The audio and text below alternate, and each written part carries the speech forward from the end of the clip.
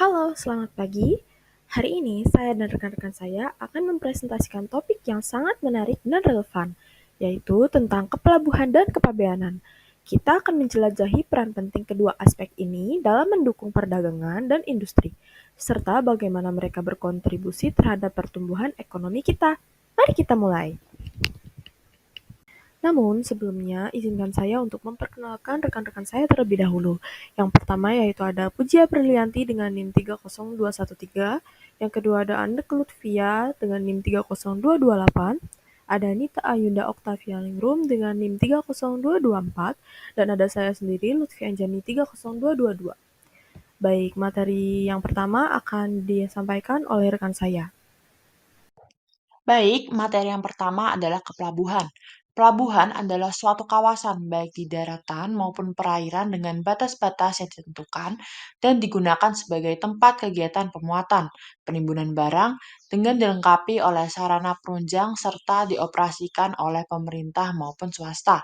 Pertumbuhan ekonomi dapat diukur antara lain adanya kesibukan pelabuhan dalam memberikan pelayanan terhadap kelancaran arus barang. Setiap tahunnya, volume barang yang keluar masuk atau disimpan di kawasan pelabuhan semakin meningkat, dapat diikuti dengan tarif dan sewa tempat penimbunan yang dapat menerima. Lalu, materi selanjutnya adalah pembongkaran. Pembongkaran adalah kegiatan menurunkan muatan sarana pengangkutan yang datang dari luar daerah pabean untuk selanjutnya dibawa ke kawasan pabean di mana tempat penimbunan sementara atau tempat penimbunan lainnya. Prosedur yang harus dilakukan pada pembongkaran adalah penterahan pemberitahuan pabean atas barang yang diangkutnya dan telah mendapatkan nomor dan tanggal pendaftaran. Pembongkaran barang impor dapat dilakukan apabila yang pertama, barang yang diimpor oleh importir jalur prioritas atau importir yang mendapatkan fasilitas sejenis.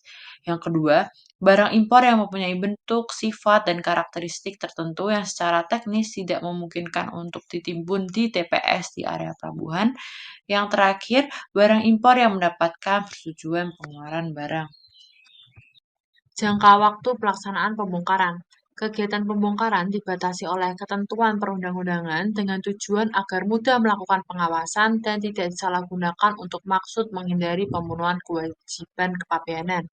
Nah, yang pertama ada jangka waktu pelaksanaan pembongkaran dalam keadaan biasa. Paling lambat 24 jam sejak kedatangan sarana pengangkut untuk yang melalui jalur laut dan 8 jam sejak kedatangan yang melalui sarana udara. Nah, lalu yang kedua, jangka waktu pembongkaran langsung. Pembongkaran barang impor dapat langsung ke sarana pengangkut tanpa terlebih dahulu dilakukan penimbunan di TPS yang berada di pelabuhan dengan beberapa pertimbangan. Jangka waktu pembongkaran ketiga yaitu pembongkaran tidak segera dapat dilakukan. Dalam hal pembongkaran tidak dapat dilakukan disebabkan adanya kendala teknis atau kewajiban seperti cuaca buruk, kerusakan alas bongkar muat, atau dokumen yang belum lengkap. Lalu yang keempat ada jangka waktu pembongkaran dalam keadaan darurat. Keadaan darurat merupakan keadaan yang tidak dapat dihindari, sehingga pengangkut dapat membongkar barang impor yang diangkut di atas sarana pengangkut terlebih dahulu dan berkewajiban untuk segera melapor ke kantor pabean dan menyerahkan pemberitahuan pabean atas barang ke kantor pabean paling lama 72 jam sesudah pembongkaran. Pemberitahuan kegiatan pembongkaran. Dalam rangka memudahkan pengawasan, pemberitahuan dibuat secara rinci dalam pos-pos serta dikelompokkan secara terpisah dengan pengelompokan seperti di bawah ini. Yang pertama, barang impor yang kewajiban pabeannya diselesaikan di kantor pengawasan dan pelayanan bea dan cukai setempat. Yang kedua, barang impor yang akan diangkut lanjut. Yang ketiga, barang impor yang akan diangkut terus. Yang keempat, barang ekspor yang dibongkar kemudian diangkut lanjut. Yang kelima, barang ekspor yang akan diangkut terus. Yang keenam, barang asal daerah pabean yang diangkut dari satu kawasan pabean ke kawasan pabean lainnya melalui luar daerah pabean. Teknis pelaksanaan pembongkaran. Pembongkaran dapat dilakukan di kawasan pabean apabila di pelabuhan bongkar telah tersedia alat-alat yang memadai untuk tujuan membongkar barang yang dimuat di atas sarana pengangkut ke kawasan pabean. Apabila peralatan bongkar yang diperlukan tidak tersedia, Barang-barang dapat dibongkar di tempat lain setelah mendapatkan izin kepala kantor pabean dengan memperhatikan yang pertama, teknis pembongkaran barang. Misalnya, tidak tersedianya crane yang memadai untuk bongkar muat barang modal seperti mesin, pembangkit listrik, dan lainnya. Yang kedua, sebab lain atas pertimbangan kepala kantor pabean. Misalnya, kegiatan ini dapat dilakukan di laut antara sarana pengangkut satu ke sarana pengangkut lainnya. Yang kedua, pembongkaran barang cair dapat dilakukan melalui jalur pipa yang dihubungkan dari sarana pengangkut laut ke sarana pengangkut darat atau tempat penimbunan. Baik, lalu materi selanjutnya adalah penimbunan. Penimbunan adalah menyimpan sementara waktu barang-barang yang akan dimasukkan dari luar daerah pabean atau dapat dikatakan yang akan dikeluarkan atau dibawa keluar daerah pabean melalui proses administrasi dan pemeriksaan pejabat pabean setelah dipenuhinya kewajiban pabeannya. Syarat penimbunan dan jangka waktu penimbunan. Penimbunan barang impor yang belum diselesaikan kewajiban kepabeanan dapat dilaksanakan di TPS atau tempat lain yang diberlakukan sama dengan TPS setelah mendapatkan izin dari KKPPBC dengan mempertimbangkan beberapa hal seperti kendala teknis, sifat barang impor yang tidak memungkinkan ditimbun di TPS, dan lain-lain. Untuk jangka waktunya sendiri, yang pertama, 30 hari sejak tanggal penimbunan di tempat penimbunan sementara yang berada di area pelabuhan atau lini 1. Yang kedua, 60 hari sejak tanggal penimbunan di tempat penimbunan sementara yang berada di luar area pelabuhan atau lini 2. Dan yang terakhir, 60 hari sejak tanggal penimbunan di tempat lain yang diberlakukan sama dengan tempat penimbunan sementara yang telah mendapatkan izin kepala kantor. Pengusaha tempat penimbunan sebagai penerima barang untuk disimpan atau ditimbun di tempat usahanya merupakan orang atau badan hukum bertanggung jawab atas bea masuk yang terutang atas barang yang ditimbun di TPS.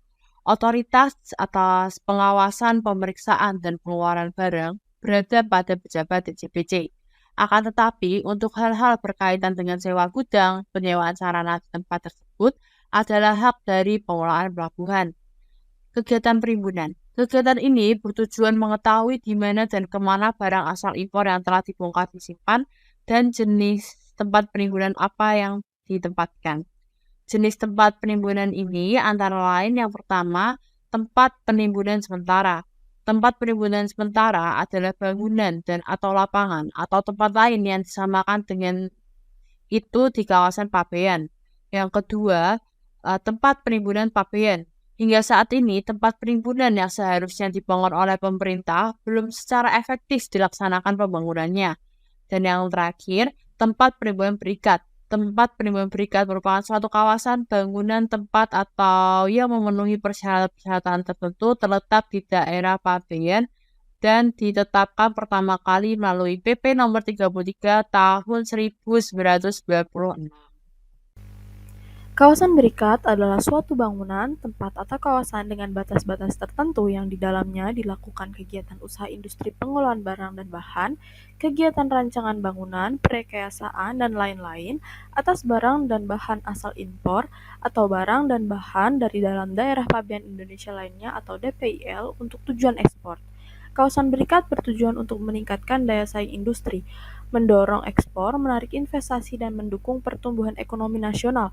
Kemudahan yang diberikan meliputi penangguhan atau pembebasan bea masuk, PPN, PPNBM, dan PPh pasal 22 atas barang impor, penyederhanaan prosedur logistik, serta pelayanan perizinan yang efisien. Fasilitas ini membantu perusahaan mengurangi biaya produksi, mempercepat distribusi barang, dan meningkatkan efisiensi operasional sehingga mendukung pengembangan industri berorientasi ekspor dan memperkuat daya saing global. Selanjutnya ada gedung berikat dan gudang importir.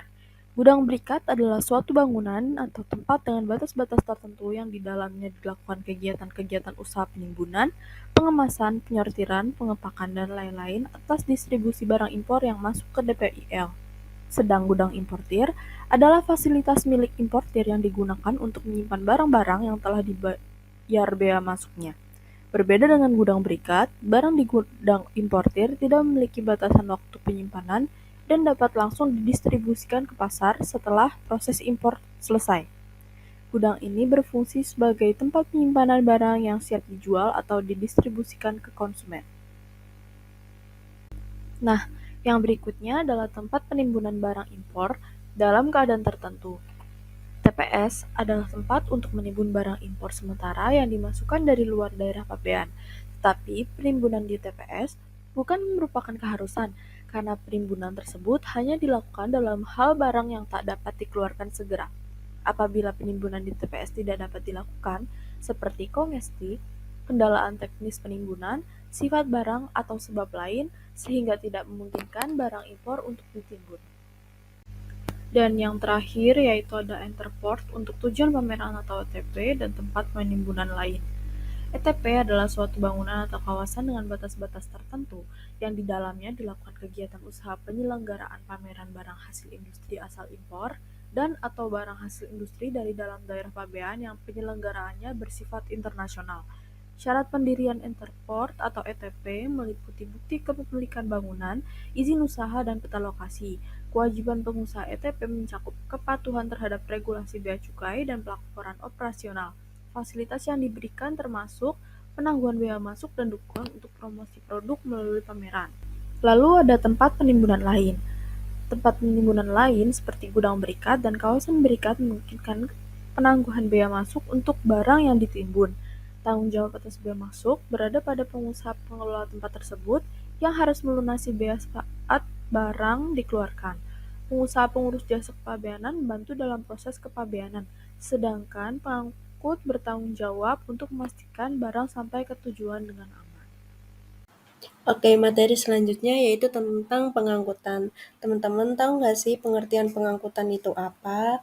Nah, pengangkutan dalam pengertian kepabeanan merupakan proses untuk membawa, mengantar, atau memindahkan barang dari suatu tempat ke tempat lainnya dengan menggunakan berbagai jenis sarana pengangkut yang melewati perbatasan suatu negara dengan negara lainnya, baik melalui jalur laut, udara, maupun jalur darat. Oke, next materi yaitu tentang kegiatan pengangkutan. Jadi, kegiatan pengangkutan itu dilakukan oleh perusahaan pelayaran, penerbangan, atau ekspedisi pengangkutan darat. Pada prinsipnya, pengangkutan merupakan perjanjian tidak tertulis, tetapi dalam perkembangannya terdapat dokumen-dokumen yang harus dikeluarkan dan diterima yang berisi bukti akan hak dan kewajiban pihak-pihak terkait dengan kegiatan pengangkutan yang sudah mempunyai status dan diakui oleh hukum sebagai subjek pengangkutan. Sedangkan sebagai objek pengangkutan adalah mengenai apa yang diangkut atau muatan barang yang terdiri dari berbagai jenis barang dan hewan yang telah diakui oleh Undang-Undang Biaya Pengangkutan. Oke, materi selanjutnya yaitu mengenai pengangkut dan orang-orang yang melakukan kegiatan kepabeanan. Di sini dibagi menjadi 8. Yang pertama yaitu ada eksportir. Eksportir adalah orang yang mengirimkan barang dari negara asal barang ke penerima di luar daerah pabean. Yang kedua ada importir, merupakan orang yang melakukan kegiatan pemasukan barang dari luar daerah pabean ke dalam daerah pabean untuk dipakai oleh konsumen. Yang ketiga ada shipper, adalah orang yang menerima tanggung jawab untuk legalitas dari barang-barang yang diterima untuk diangkut. Yang keempat ada supplier, yaitu orang yang ditunjuk untuk melakukan kegiatan dalam menyediakan barang untuk diekspor ke negara tujuan. Oke, yang kelima itu ada perusahaan pengangkutan.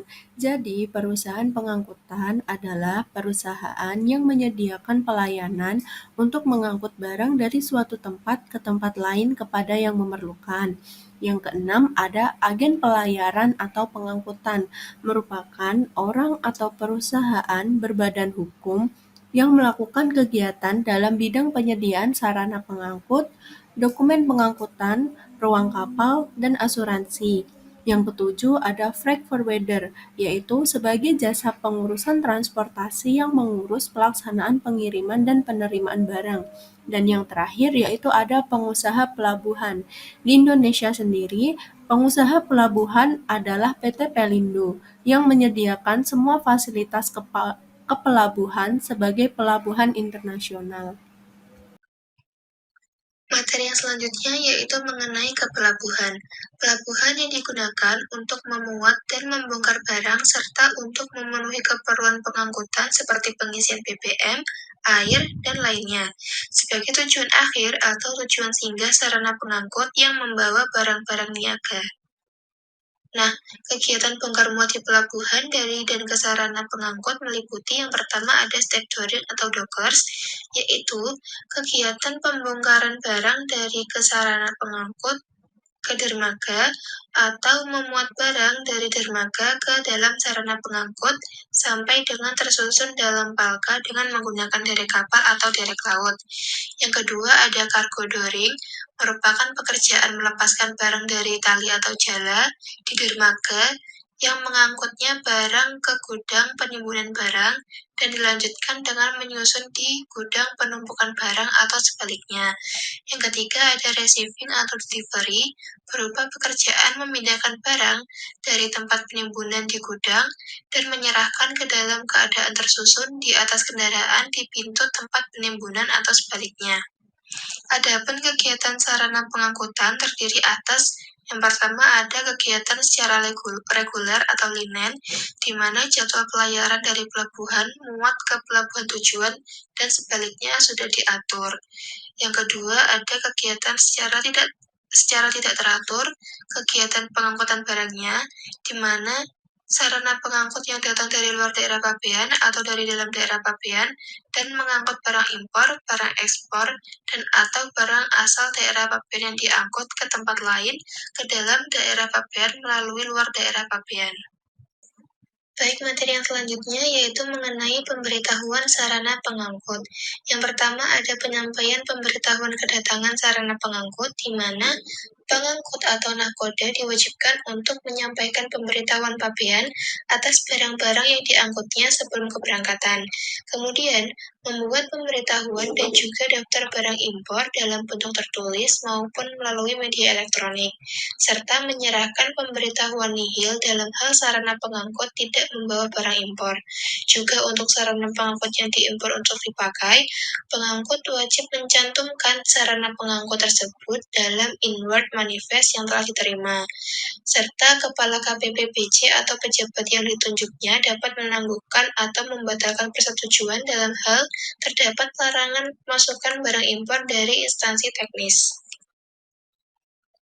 Yang kedua, mengenai batasan jangka waktu penyampaian.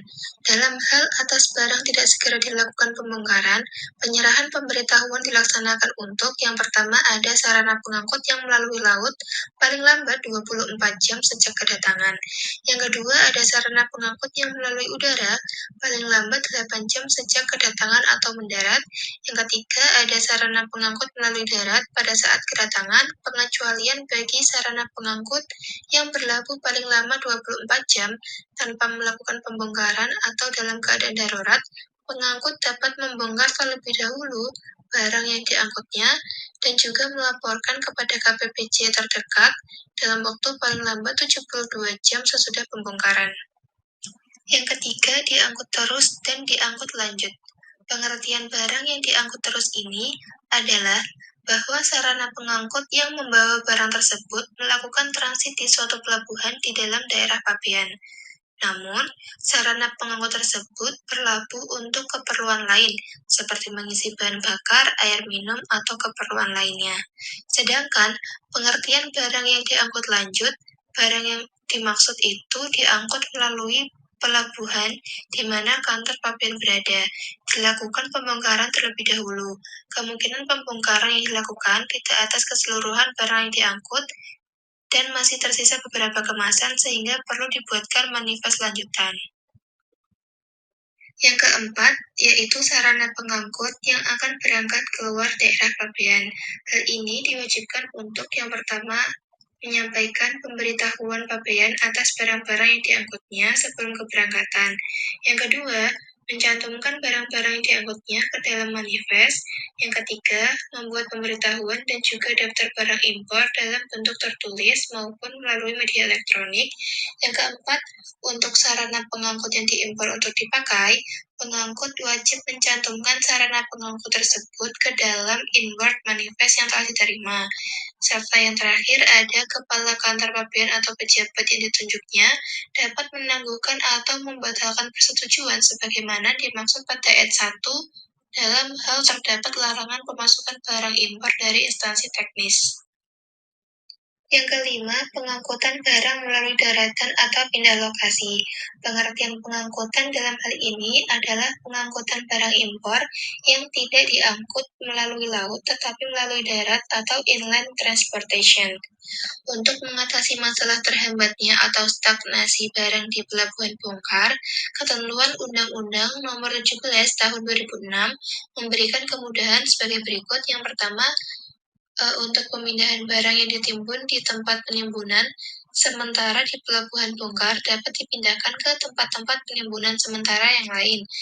Yang kedua, barang yang dipindahkan dari tempat penimbunan berikat ke tempat penimbunan berikat lainnya yang pengangkutan barang impor dilakukan melalui darat.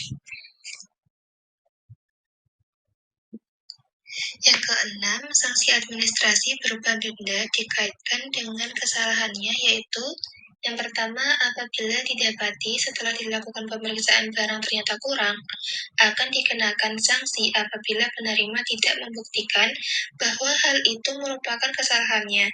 Akan dikenai sanksi paling sedikit sebesar Rp25 juta dan paling banyak Rp250 juta.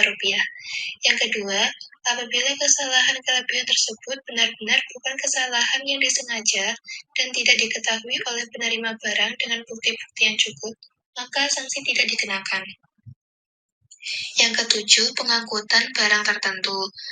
Nah, bentuk barang tersebut seperti tenaga listrik, barang cair atau gas, piranti lunak yang bersifat khusus, dan pengangkutannya harus melalui transmisi atau saluran pipa. Ketentuan dan persyaratan serta tata cara pengangkutan barang tersebut sebagai berikut. Yang pertama, barang tertentu yang harus dilindungi karena merupakan barang-barang yang bersifat strategis. Pengaturan mengenai barang ini merupakan hal baru. Yang kedua, atau barang yang tidak berwujud, di mana barang yang secara berwujud merupakan barang yang kelihatan secara kasat mata, sedangkan barang yang tidak berwujud tidak dapat dilihat dengan mata, tidak dapat dipegang, atau secara fisik dapat dihitung. Yang kedelapan, ada keberangkatan sarana pengangkut diwajibkan untuk menyampaikan pemberitahuan pabean atas barang-barang yang diangkutnya, kemudian mencantumkan barang-barang yang diangkutnya ke dalam manifest, lalu membuat pemberitahuan dan juga daftar barang impor dalam bentuk tertulis maupun melalui media elektronik, serta untuk sarana pengangkut yang diimpor untuk dipakai, pengangkut wajib mencantumkan sarana pengangkut tersebut ke dalam inward manifest. Kemudian, kepala kantor pabean atau pejabat yang ditunjuknya dapat menangguhkan atau membatalkan persetujuan sebagaimana dimaksud pada ayat 1 dalam hal terdapat larangan pemasukan barang impor dari instansi teknis. Demikian presentasi yang dapat kami sampaikan. Mohon maaf atas kekurangannya. Terima kasih. Wassalamualaikum warahmatullahi wabarakatuh.